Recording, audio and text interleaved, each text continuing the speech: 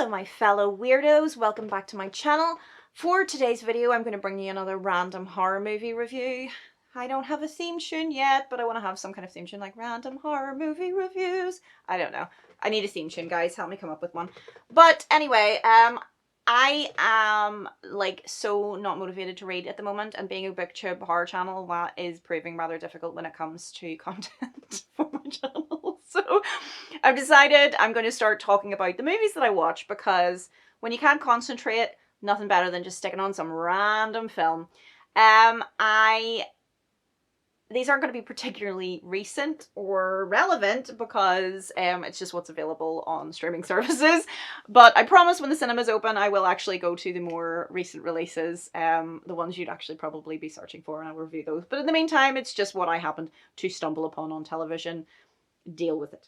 Anyway, so today we're going to be talking about 2018's The Little Stranger. I've got my IMDb, my Bible for all the names.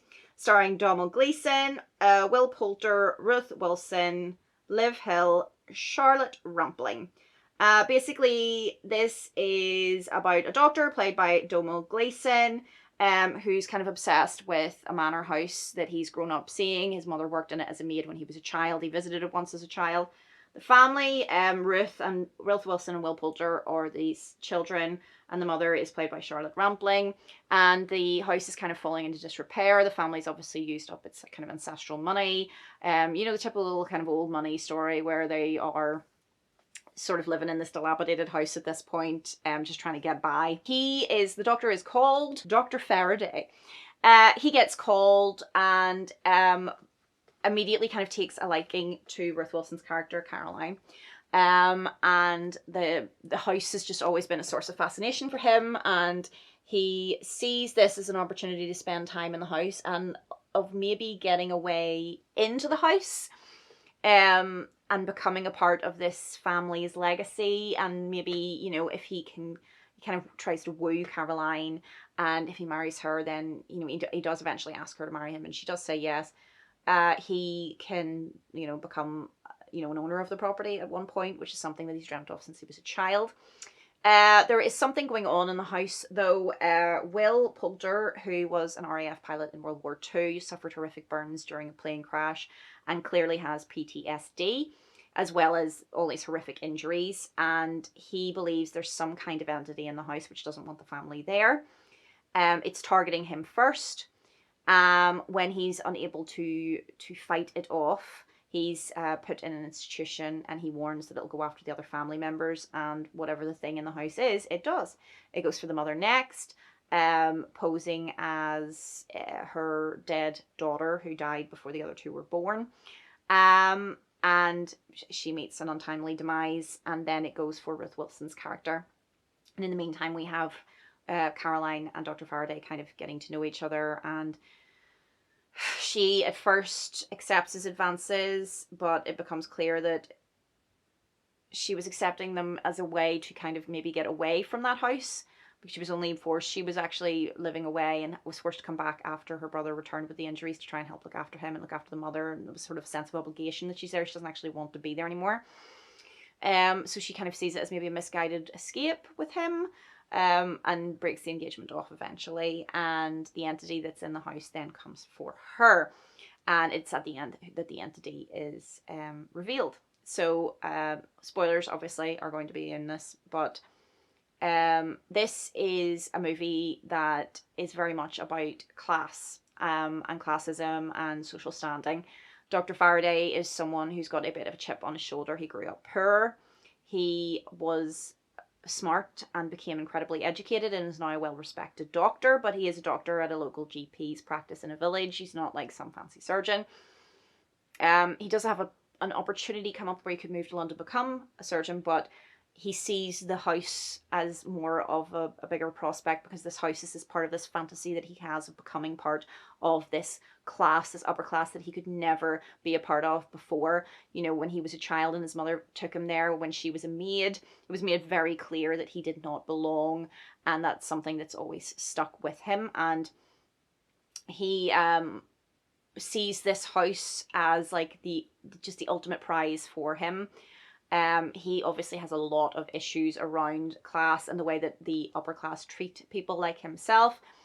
And the entity in the house reacts to his anger. At one point, when he's a guest at a party and one of the guests talks to him like he's more like staff, you know, he explains, well, actually, I'm not here as a doctor or a professional, I'm here as a guest of the family. And he's irritated when the person sort of dismisses that. And that's when the family dog acts out and attacks a small child, like going for her face, something incredibly uncharacteristic for this very lovable dog. And you can see it kind of reacted to his anger. So whatever the entity is sort of reacts to him. And he starts to, at first he thinks the family are just like exaggerating, but then he starts to wonder if there is something in the house. And he discusses it with a fellow doctor friend and hypothesizes that perhaps a ghost isn't really the soul of an individual, because that's sort of a rational thought, but perhaps it's more like a fractured piece of them that broke off during a traumatic event or a particularly heightened emotional incident, and that little fractured piece of that person is what's left behind, like an echo or a fingerprint. That will come back into play later. The spirit attacks them in ways that they find particularly emotional. So when it attacks Will Poulter's character, it comes in the form of fire. Given his PTSD and his horrific burns, that's obviously his trigger. When it comes for the mother, it poses as her dead child. And it's revealed at the end of the movie when you see the entity. It's actually the child version of Dr. Faraday. It's that little boy that you keep having flashbacks of visiting the house as a child with his mum. And that moment of realization that he had when he was a kid, when he was at that house, that he would never be a part of that society, that he would never have those things, that there are these distinct groups, the haves and the have-nots, the people who get respect and the people who don't, the people who are considered better and the ones who are considered not as good. And he very much falls into all those latter categories. And the moment that he realized that, the moment he felt the injustice of that and the pain of that, a piece of him fractured off, and it is the entity that haunts the house. And it wants the house, and it's going to get the house any means it can, and the way that it's going about that is basically by murdering the family off, and then it'll be the only thing living in the house. So that's essentially what is kind of revealed by the end of the movie.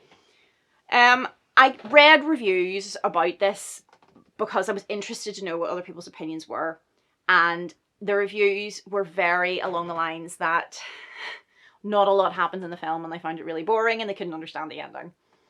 And I get that to an extent.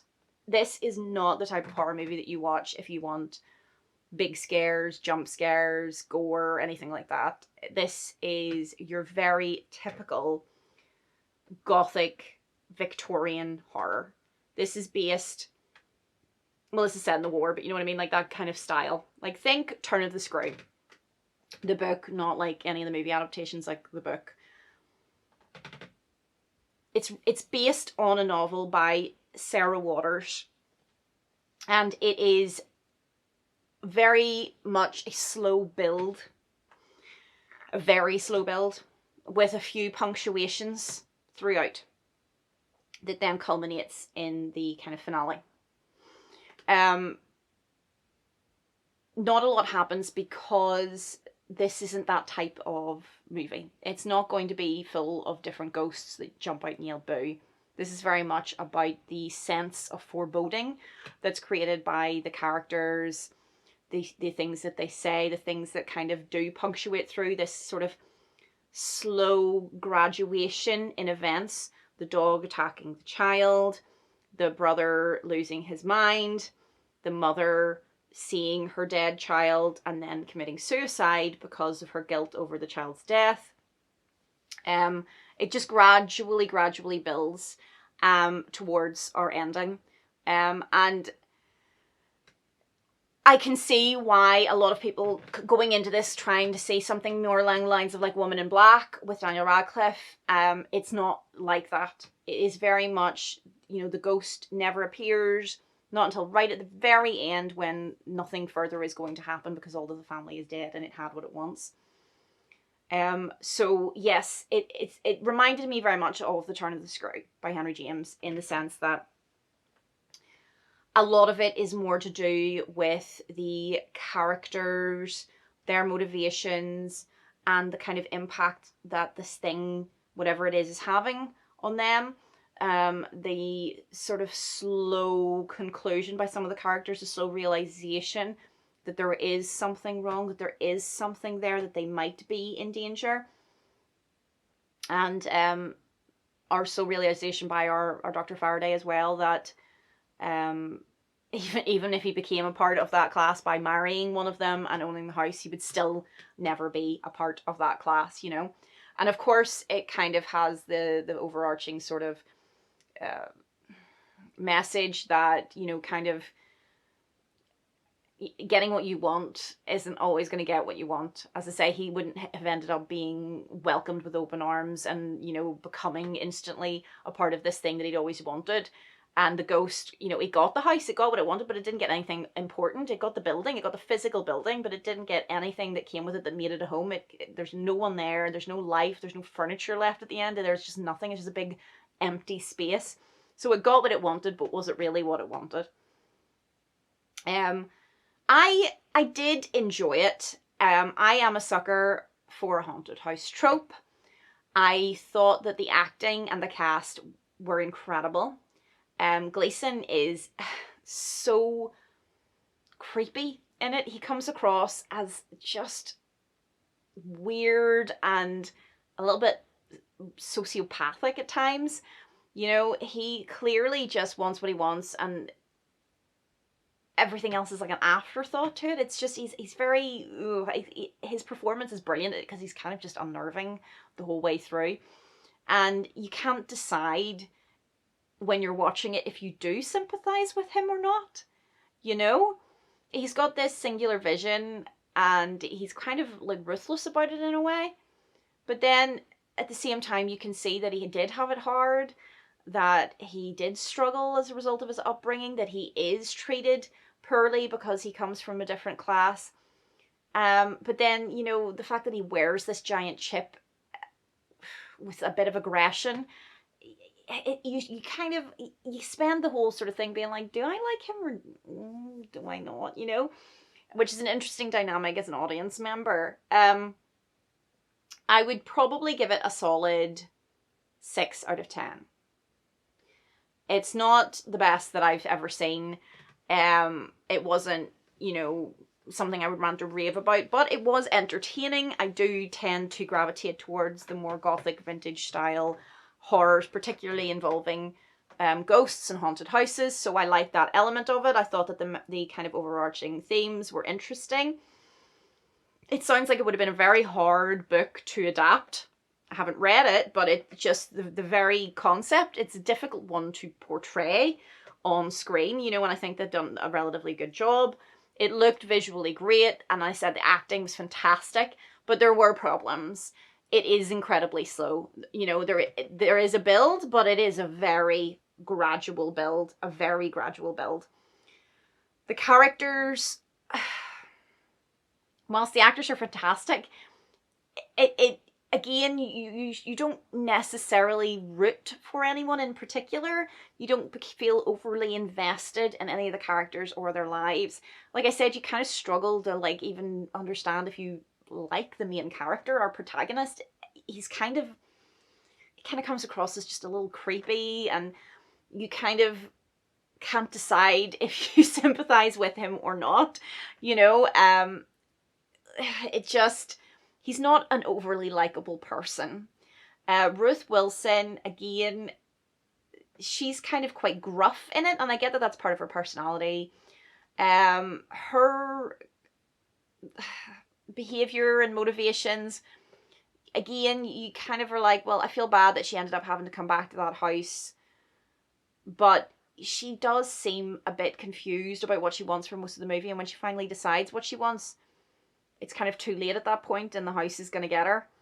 You know, why she felt like this doctor was a way to forward, I don't know, to like rebel, to do something unexpected, away, perhaps out of the area, I don't know. The guy's just doesn't strike passion and love to me. You know, Yeah.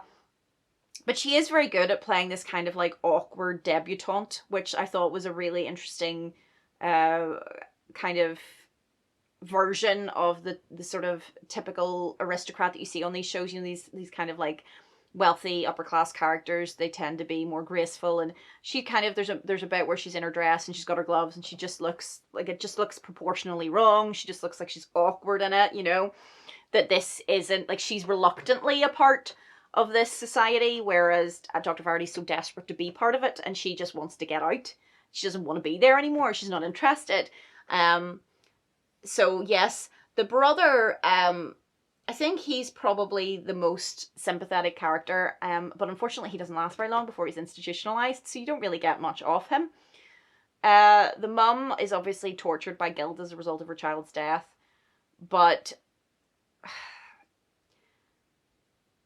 again, it all kind of it's very slow, and then it's just suddenly introduces the concept of the daughter perhaps being alive, and then she gets kind of haunted by it and kills herself.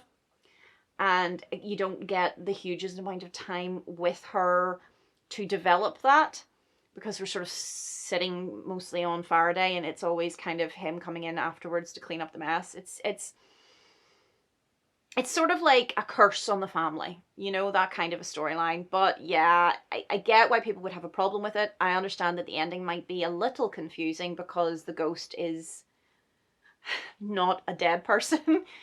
It is in fact a piece of the living person. And the living person doesn't even realize that the thing that's doing this, that's killing everybody, is a bit of him. He has no idea, and he has no control over this child, this entity. This thing is just a fracture of him. It came off him and now works independently. So he doesn't even realize that inadvertently he's the one who's just destroying all of this and killing all these people. So yeah, I think it is a solid watch if you are okay with a slow building gothic horror. It has some interesting sort of, you know, like, I can't think of words today. Words. It has an interesting kind of core concept. It has an interesting sort of, you know, it explores interesting parts of society and human behavior, but inherently it kind of falls down in the fact that you aren't overly connected with or invested in the characters. So when they do die, you're kind of like, oh, they died. And that's, to me, where it falls down. For me, a horror movie is truly great when it gets you to care about the character and about what that character wants and about what that character's trying to overcome, because they have to have something to overcome, or they have to have something to work towards, or a foe to overcome. That's the whole point of the horror film, that they've got this enemy, this thing that they need to understand and to survive. Whereas in this film, it feels very much more like these characters just have things happen to them, which is completely outside their control, which they have no impact on, which they didn't cause or create, and that is only there purely because of the building itself and because of this one little moment in time where a child felt hard done by. It doesn't feel like they have anything kind of to, you know, when it does mention the things that they are kind of overcoming, it's done in a very sort of minor by the by way, because it's just like, oh, you know, he's got his PTSD and now he's gone. Oh, she mourns her dead daughter and then it's gone. It mentions that, you know, Caroline a lot more, and her wanting to be at the house, not wanting to be at the house anymore. But again, she's not the most overly sympathetic person, and it doesn't delve into it as much as it would have perhaps warranted for us to feel connected to the character. And then Faraday just comes across as unlikable and strange. So yeah, it's a bit muddled in that sense. I think a bit more character development would have done it a bit more good, a bit more empathy and sympathy for the characters themselves would have went a long way. But you know, that's just my opinion. Have you seen this film? Have you read the story that it's based on? Would it be worth me reading? Let me know in the comments down below. If you have any suggestions for movies that I should watch, particularly ones that are on streaming services, because that's all I have available right now, let me know in the comments and I will give them a watch and come back here for the review. But that's me for now. Thank you for watching. If you haven't subscribed already, do it. Subscribe. And that's me. Bye.